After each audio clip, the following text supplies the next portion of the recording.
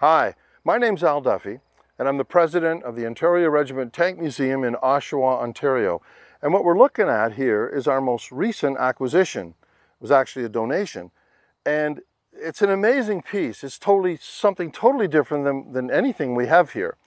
This is called the BV202, and they were made in Sweden between about 1962 up to the middle of the 80s. So it's about a 20-year span. They made 1,700 of them. So it's kind of weird looking. It's made by Volvo. It's automotive, basic automotive components that you would get in the powertrain, but it's very unique.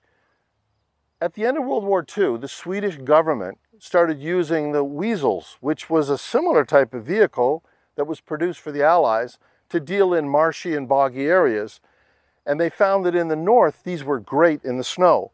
So they developed this, they put it out for tender, the Swedish government, and Volvo answered that call and used, as I said, automotive components. It's a Volvo engine in it.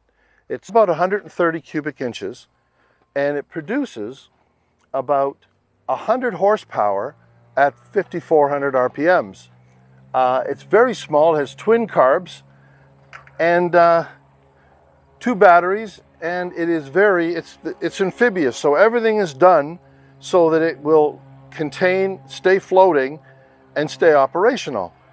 So the vehicle itself was amazing in land, especially on snow. Sweden being up north, they needed something to get the troops around through the snow. And this was the design that they came up with. The interesting part is many other countries, including Canada, purchased a number of these. The British by far purchased the most. And they purchased hundreds, 200, 300, 400 of these things were purchased, because during the Cold War, the British were responsible for the northern flank of the defense of Europe.